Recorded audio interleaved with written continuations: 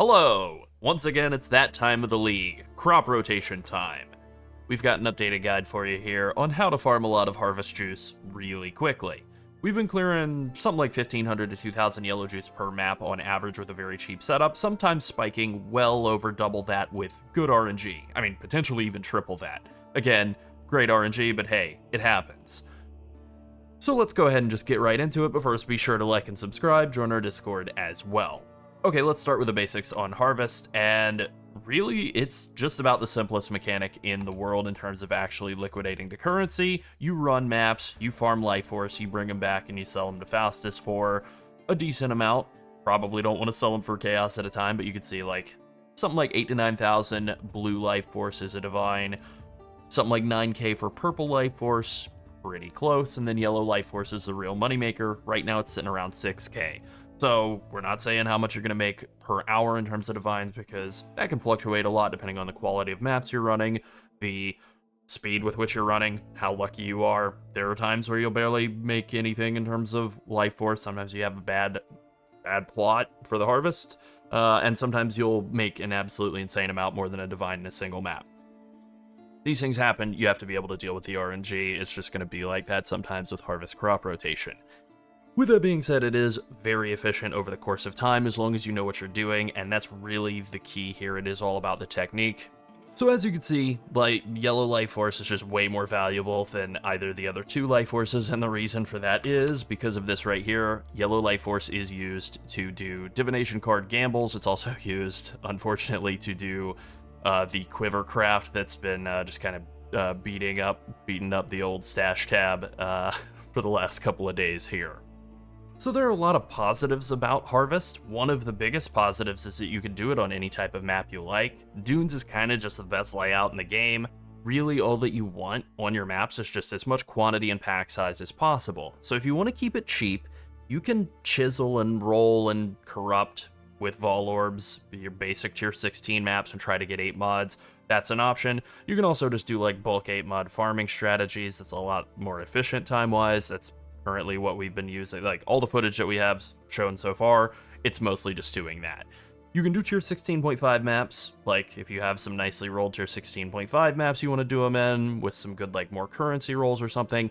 That won't apply to the juice that the monsters drop, but it will apply to all of the drops that happen throughout the map, so that can be good. Same goes with tier 17s, also valuable, but one downside of doing tier 17s is that they are quite a lot slower than tier 16s or 16.5s, so you're probably not going to make as much from the harvest, so you'll probably make more currency overall just from the stuff that drops.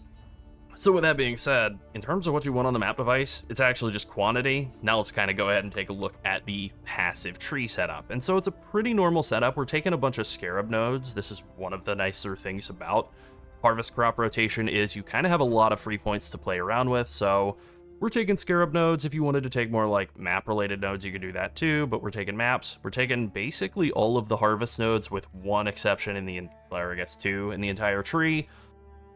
Taking all the stuff that guarantees Harvest shows up, and it also gives us more Harvest Scarabs, which is a good thing. There's only 3 different types of Scarabs, and 2 of them are quite valuable.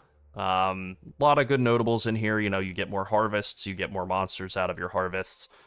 You can get double drops like 10% of the time, so basically 10% more juice. You get chances for a very small chance, 1 in 10, but you know, this could be really good when you're like getting a nice juicy jackpot harvest. The chance for the unchosen crop to not wilt can be like just very, very nice. If you want to really send the profitability and also price of doing this through the Stargate, then you can do Awaken Scarab. We'll probably talk about that in a future video, as we often do, because it is a very different strategy once you're actually in the maps. Other than that, you know, quantity, pack size, map mod effect, maxing, all the usual stuff. Again, a lot of leftover points for spinning and Scarabs. If you are doing corrupted 8 mod maps and you're not like chisel, you know, you're self-farmed corrupted 8 mod maps with the corruption Scarab, then you don't need to take chiseled perfection. You can throw that point somewhere else. Otherwise, this is pretty much the standard setup. The one thing that's a little bit controversial is how you set up over here in this section, the crop rotation section. So taking this keystone crop rotation makes it so that all of the plants in your harvest will always all be tier 1 when you start, and then Harvesting, let's say, purple plant has a chance to upgrade the blue and the yellow. Harvesting blue has a chance to upgrade the purple and the yellow. And so basically you kind of want to Tower of Hanoi this, if you will. You pick the color you want to end on. Almost always that's going to be yellow. And then you try to level up all of, or eat all of one color. Usually you start with purple. Do all of the purple plots that you can. Then do some blue, and then finish on yellow. So because of that, and because of these small passive nodes giving you a reduced chance to grow colors of plants, you kind of want all the colors of plants to be relatively balanced. You want to have, like, ideally a double yellow plot at the end, so you can have 2 yellow options to choose from. And so this really is the most, like, foolproof, bad luck proof setup, is just to spend almost all of the points in here and just leave 1 yellow point out. Some people will do different setups. They'll try and do, like, a setup that's maybe a bit more like this, where they'll just go all purple or all blue. We've done that in the past. People get really upset about it. It's really is just better to just do, like, almost all the points but leave 1 out for yellow so that you have a little bit of a higher chance to get, like, double yellow at the end. Just doing triple yellow because you want your last one to be yellow and you don't want to have many yellow options available gives you a pretty decent chance to just not have yellow show up at all, and those are basically just bricked maps, which super duper sucks, so don't do that. Alright, so that's the Atlas passive tree. I already mentioned that you want to take Quant in the map device. Now let's talk about the Scarabs, and it's a super simple setup. So you take Wisp Scarabs, these are super cheap, just use 2 of them. They do apply to the Harvest monsters, and they do make them drop more stuff. They effectively just work like a Quant modifier on the Harvest monsters. It'll also make them tankier, but, like, that's fine. Monstrous Lineage is a really good option for the second set of Scarabs. You know, there's just more pack size, kind of adds up to more guys to kill, more juice being dropped. There are some other alternatives you can use. I think they're harder and not really as good, though, to be honest, like, just to kind of show some of those off. Those would be like Risk Scarabs, which I've sold them all. They're insanely low drop rate. And then Horned Scarab of Nemesis. Those are both limit 1, so you could run both of those. The monsters are going to be way tankier, and they, at least in our testing, didn't seem like they actually dropped more. They actually seemed like they dropped less and took longer to do. So, terrible trade. And then the mandatory Scarab is Harvest Scarab of Doubling. It makes all the monsters have double life and drop twice as much life force. This is mandatory. You are cutting your profit in half if you don't run this. It would be idiotic not to, and they're not even very expensive at this point in the league. I think last I checked, there were only like a handful of chaos each. 9 to 10 chaos. I mean, you're going to be clearing on a terrible map, you're going to be clearing well over that worth of life force every single time.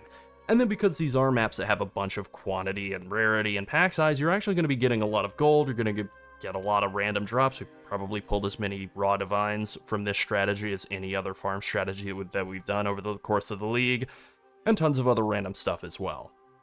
And with that all being said, I'm just going to kind of run a couple of maps and just cut right into Harvest and show you how you want to handle the Harvest once you're in there, just to give some, like, object lessons. Alright, first things first, once we are in the map, we do want to go full clear it out and take all of the, like, quantity and rarity and whatever else that we can that are, like, player modifiers. Like, this is a quant modifier, player modifier. Great, perfect. That's exactly what we want. Quantity applies to the amount of stuff that monsters drop, so we're just going to take advantage of that as much as possible. Alright, here we are, we're in our first Sacred Grove here, and we have a really janky one to start off with, which is fine. It's just all blue and yellow. And, yeah, this one's a bit funky, so normally you would have some purple or something in here. You know, it is what it is. It's kind of annoying because we had really good altars in this map. We had multiple quant altars and a rarity altar and a scarab duplication. Currency duplication won't apply to any of the life force that harvest monsters drop, but it will, like, apply to any currency or scarabs or div cards that they drop, any of those duplication mods, and they do tend to drop a lot of stuff, so it's still kind of useful to have. So the best case scenario, like, realistically, would probably be to try and just do these yellow altars and end on a blue, like end on this choice of 2 blues. It's a little annoying to be in that situation, but just getting 2 blue plots is probably not going to grow these 2 yellow plots up into much, so that's unfortunately the way that we're going to have to go at it. So this is kind of a worst case scenario to start off with, but it's okay. So we'll do 2 yellows here. The first couple are very easy. We'll just blast these through yellows and then hope that this double blue down here gives us some good options. And it does look like it might, because we did actually get that 10% chance to not wilt on this yellow, so decent chance here. One thing that I think is like super important to point out with Harvest, okay, so it's kind of a good idea when you have like some maybe more options is to kind of go check after each time and just see what is upgraded. So like by default, all the monsters are going to be level 1. They're all going to be gray names, so you'll see some upgrade to white names and then potentially to blue names on that second one, and they did here. That's actually a really good looking plot. This plot's looking pretty awful, so we're just gonna hit this yellow one since there is no alternative, and you know, this one might be kind of a dud. It's not the end of the world if it comes out bad. Ultimately, we've still made a pretty nice profit just off of that fortress map dropping. Okay, yeah, this looks pretty nice, and this blue over here has a boss on it, so we're not gonna gamble on doing this yellow and losing this boss. We're gonna do this boss, and then we're gonna do like whichever of these two has the highest numbers, basically. 4 and 4, those are the same, but then 10 and 9, we'll take the 10, and we got lucky. This is actually gonna wind up being a pretty profitable harvest, despite the fact that it looked like a real dud when we walked in.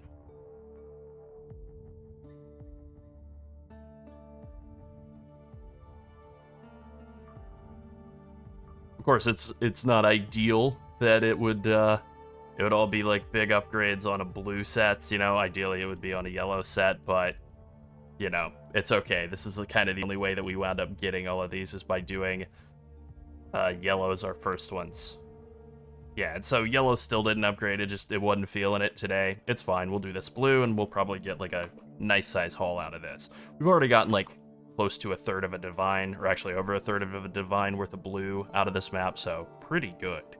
Now, one a little bit annoying thing about all of the bosses in Harvest is that they do have this annoying immunity phase, and sometimes they can get stuck in the annoying, like, the whatever immunity, and not actually go up into that tree form, and the way to fix that is just to drag them into kind of an open area, like in the middle of the Harvest. Usually it's the guys down in this plot in particular can just get stuck, like jumping back and forth.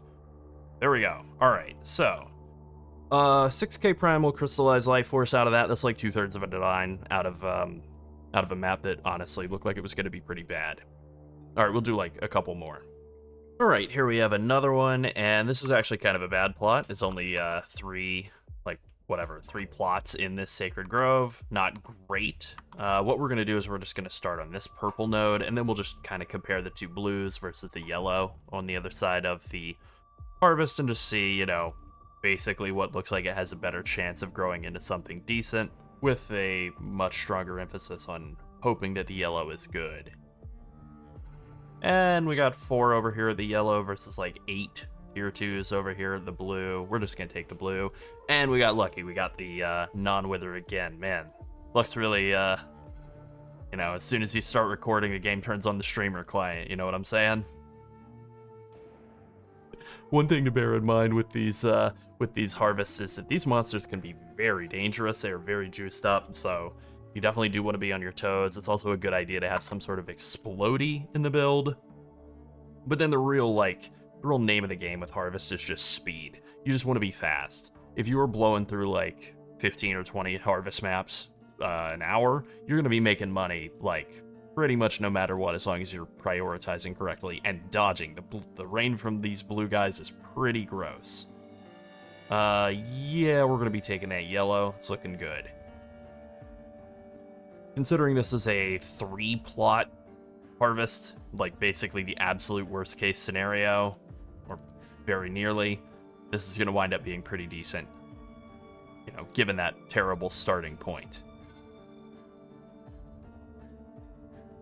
Hate those yellow worm guys going underground, being unattackable, very annoying. So we made something like a 1/4 of a divine off of this. Alright, hey, here we have a gorgeous one. Alright, so we got like multicolor all around. This is like a perfect object lesson, kind of like a perfect finisher here. To talk about like what we're looking for. So, ideally we really want to end on a yellow or like multiple yellows, depending on how it all kind of comes together, and purple's the least valuable, so we want to start on that so we can look around and see like we got every possible color combination in the rainbow, so the best place to start is the purples in the purple and blue sets. You know, it's not super likely that you'll get a non-wilt, but it does happen, so you kind of want to just set yourself up by hitting like the the lowest possible low value setups first, and then leave the like high value setups for later.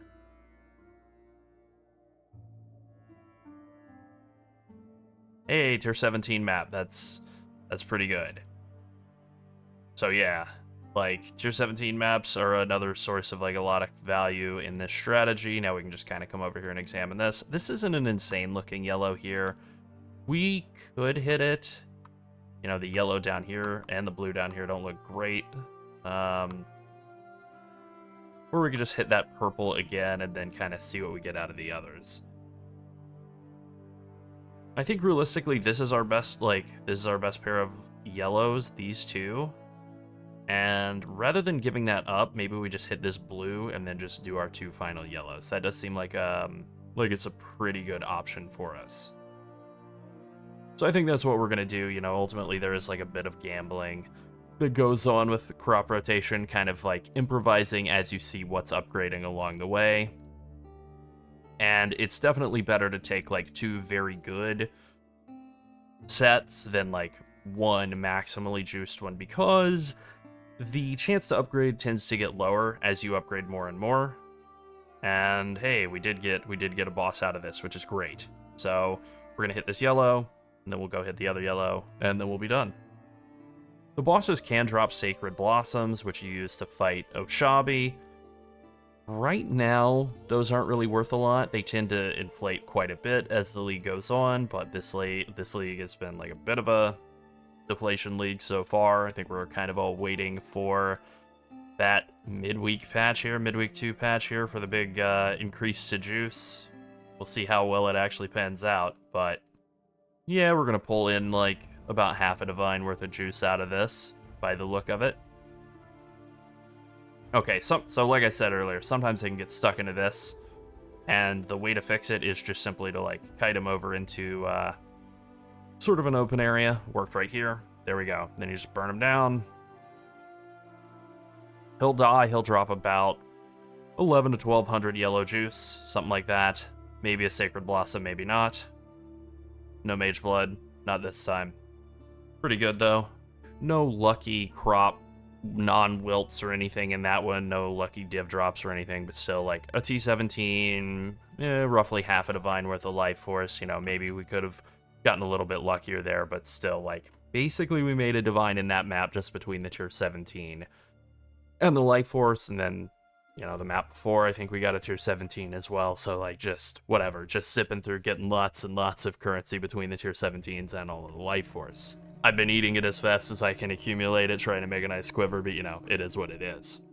Alright, so that is Harvest Crop Rotation. It's one of the best strategies in the game, definitely a little bit more of a thinker than the likes of strong boxes or anything like that, but really worth learning as a skill, something that you could do for very cheap, you know, less than 20 chaos per map, and you can be making 75 to 100 chaos in every single map, if not quite a lot more worth of life force, and that's just really good. Okay, we're done. Be sure to like and subscribe if you enjoyed the video, and join the Skipping Sleep Studio Discord and become part of the community. And finally, thank you to all of our channel members. If you want to support us and help us make more PoE content, become a channel member or come boost the Discord. Thanks for watching. Bye.